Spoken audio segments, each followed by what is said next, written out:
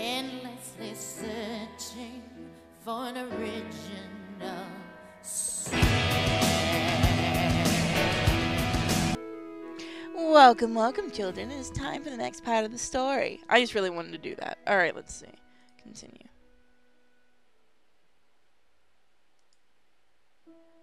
To be sure, this is what generally happens when one eats cake. But Alice had grown so much into the way of expecting nothing out of the like things to happen, that it seemed quite dull and stupid for life to go on in the common way. To be sure, this is what generally happens when one eats cake. But Alice, what the hell did I do to the game? We're going to ignore that. So she set to work and soon finished off the cake.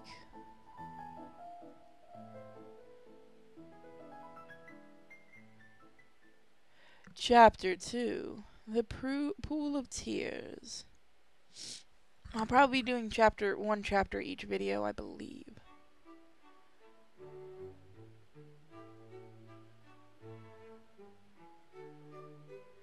Curiouser and curiouser, cried Alice, as she was much surprised that for the moment she quite forgot how to speak good English.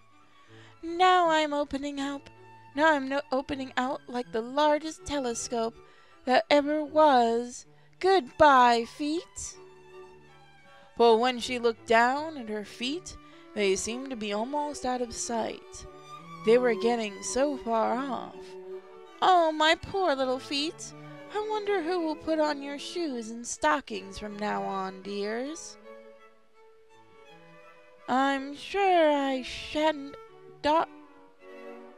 be able. I really like this game, but please put another font in this. I shall be a great deal too far off to trouble myself about you. You must manage the best way you can. But I must be kind to them, thought Alice, or perhaps they won't walk the way I want to go. Let me see. I shall give them a new pair of boots every Christmas. And she went on, planning to herself how she would manage it. They must go by the carrier, she thought, and how funny it'll seem sending presents to one's own feet, and how odd the directions will look. Alice's right foot, east. Hearthrug, near the fender? What? What? Okay. Oh dear, what nonsense I'm talking. Just as the moment her head struck against the roof of the hall. In fact, she was now rather more than 9 feet high. And she at once took up a little golden key and hurried off to the garden door. Let's see something really quick. Oh, yeah, that's... Is there... Oh, okay. Alright. We don't have an options menu. Alright. Poor Alice. It was as much as she could do, lying down on the side, to look through into the garden with one eye, but to get through was more hopeless than ever. She sat down and began to cry. You ought to be ashamed of yourself, said Alice. A great girl like you. She might as well say this. To go on crying this way. Stop this moment, I tell you. But she went on all the same, shedding gallons of tears, until there was a large pool all around her, about 4 inches deep, reaching halfway down the hall. After a time, she heard a little pattering of feet in the distance, and she hesitantly dried her eyes to see what was coming. It was the White Rabbit, returning splendidly dressed, with a pair of white kid gloves in one hand and a large fan in the other.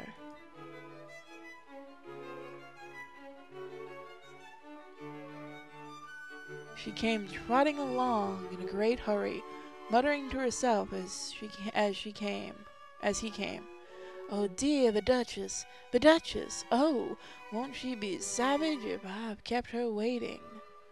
Alice felt so desperate that she was ready to ask help from anyone. So when the rabbit came near, she began in a low, timid voice. "If you please, sir." The rabbit's face is perfect, by the way. The rabbit started violently. The rabbit startled violently, dropped the white kid gloves and the fan, and scurried away into the darkness as hard as he could go. And off he goes! Alice took up the fan and gloves, and, as the hall was very hot, she kept fanning herself all the time she went on talking. "Dear, dear, how queer everything is today, and yesterday things went on just as usual. I wonder if I've been changed in the night. Let me think, was I the same when I got up this morning? I almost think I can remember feeling a little different. But if I'm not the same, the next question is, who am I? Ah, that's the great puzzle." And she began to think over all the children she knew that were of the same age as herself, to see if she could have been changed for any of them.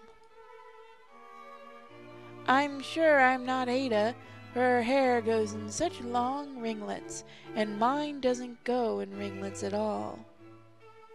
And I am sure I can't be Mabel, for I know all sorts of things, and oh, she knows such very little. Besides, she and I am not I. And, oh dear, how puzzling it all is. I'll try if I know all things that I used to know. Let me see. 4 times 5 is 12. 4 times 6 is 13. 4 times 7 is... Oh dear, I shall never get to 20 at that rate. However, the manipulation. Oh yeah. The multiplication tables doesn't signify. Let's try geography. London is the capital of Paris, and Paris is the capital of Rome, and Rome... No, that's all wrong. I'm certain. I must have been changed for Mabel. I'll try and say, how doth the little... Damn it. And she crossed her hands on her lap, as if she were saying lessons, and began to repeat it, but her voice sounded hoarse and strange, for the words did not come out the same as they used to. How does the little crocodile improve his shining tail, and pour the waters of the Nile on every golden scale? How cheerfully he seems to grin, how neatly he spreads his claws, and welcomes little fishes in with gentle smiling jaws. I'm sure those are not the right words, said poor Alice, her eyes filled with tears again as she went on. I must be Mabel after all, and I shall have to go and live in that poky little house, and have next to no toys to play with. Oh no! Ever so many lessons to learn. No! I've made up my mind about it.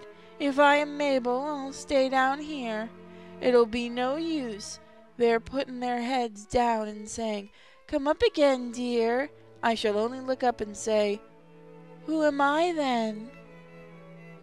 Tell me that first, and then, if I like being that person, I'll come up. If not, I'll stay down here till I'm somebody else. But, oh dear! Cried Alice, with a sudden burst of tears. I do wish they would put their heads down. I'm so very tired of being down here. As she said this, she looked down at her hands and was surprised to see that she had put one of the rabbit's little white kid gloves on while she was talking. "How can I have done that?" she thought. "I must be growing small again." She got up and went to the table to measure herself by it, and found that nearly as she could guess, she was now about 2 feet high, and was going on shrinking rapidly. She soon found out that the cause of this was the fan she was holding, and she dropped it hastily, just in time to save herself from shrinking away altogether. "That was a narrow escape," said Alice, a good deal frightened at the sudden change, but very glad to find herself still in existence. "And now for the garden." "Woo! There goes the text." And she ran with all speed back to the little door. But alas! The little door was shut again, and the little golden key was lying in a glass table as before. "With things as worse, and things are as worse than ever," thought the poor little child. "For I never was so small as this before, never, and I declare it's too bad that it is."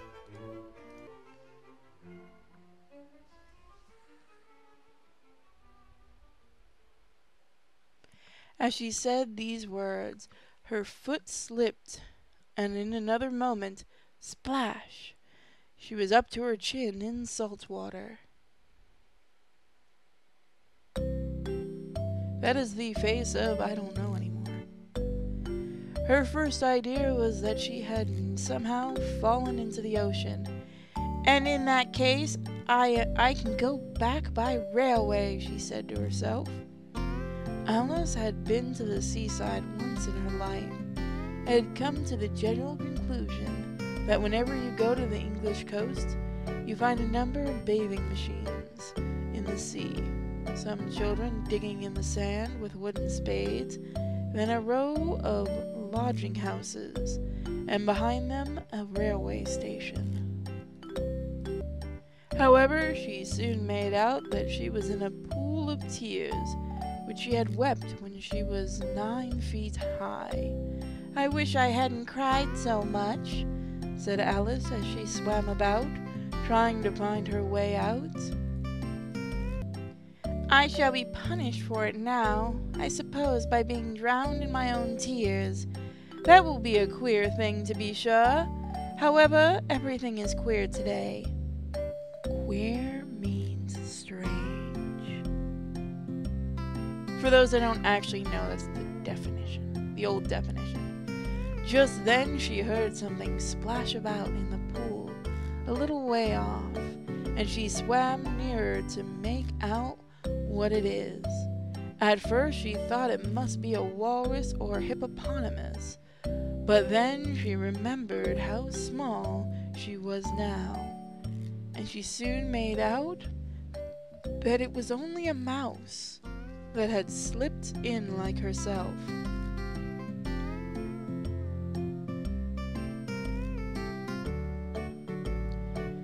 "Wonder if it'd be any use now," thought Alice, "to speak to this mouse. Everything is out of the way down here. That I should think very likely that it can talk. At any rate, there's no harm in trying." So she began, "Oh, Mouse, do you know the way out of this pool? I am very tired of swimming about here. Oh, Mouse!" Alice thought this must be the right way of speaking to a mouse. She had never done such a thing before, but she remembered having seen her brother's Latin grammar. A mouse of a mouse, to a mouse, oh, mouse. The mouse looked at her rather inquisitively, and seemed to her to wink with one of its little eyes, but said nothing. "Perhaps it doesn't understand English," thought Alice. I dare say it's a French mouse, come over with William the Conqueror. For with all of her knowledge of history, Alice had no very clear notion of how long ago anything had happened. So she began again. Oh shit. Gotta give me anybody French. Oyesto machete? Did I break the game? This was the first sentence in her French lesson book. The mouse gave a sudden leap out of the water and seemed to quiver all over with fright. "Oh, I beg your pardon," cried Alice hastily, afraid that she had hurt the poor animal's feelings. "I quite forgot you didn't like cats." "Not like cats!" cried the mouse in a shrill, passionate voice. "Would you like cats if you were me?" "Well, perhaps not," said Alice in a soothing tone. "Don't be angry about it. And yet I wish I could show you our cat Dinah. I think you'd take a fancy to cats if you could only see her. She is such a dear, quiet thing," Alice went on half to herself as she swam lazily about the pool. "And she sits purring so nicely by the fire,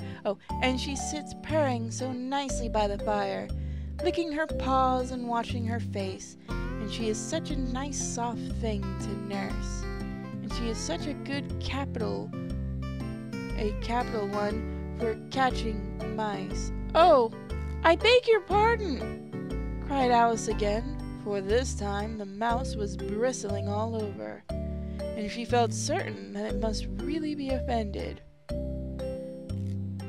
"We won't talk about her any more, if you'd rather not."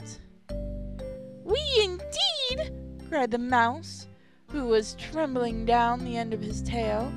If I would talk on such a subject, our family always hated cats, nasty, foul, vulgar things. Don't let me hear that name again." I won't indeed," said Alice in a great hurry to change the subject of conversation. Are you fond of dogs?" She made a friend. The mouse did not answer, so Alice went on eagerly. "There is such a nice little dog near our home. I should like to show you. A little bright-eyed terrier, you know, with, oh, such long curly brown hair. It'll fetch things when you throw them, and it'll sit up and beg for its dinner, and all sorts of things. I can't remember half of them, and it belongs to a farmer, you know, and he says that it's useful and worth 100 pounds. He says it kills all of rats and—" "Oh dear!" cried Alice in a sorrowful tone. "I'm afraid I've offended it again." For the mouse was swimming away from her as hard as it could go, and making quite a commotion in the pool as it went. So she called softly after it, "Oh, mouse dear, do come back again, and we won't talk of cats or dogs either, if you don't like them." When the mouse heard this, it turned around and swam back slowly to her. Its face was quite pale, with passion, Alice thought, and it said in a low, trembling voice, let us get to shore, and then I'll tell you my history, and you'll understand why I hate cats and dogs."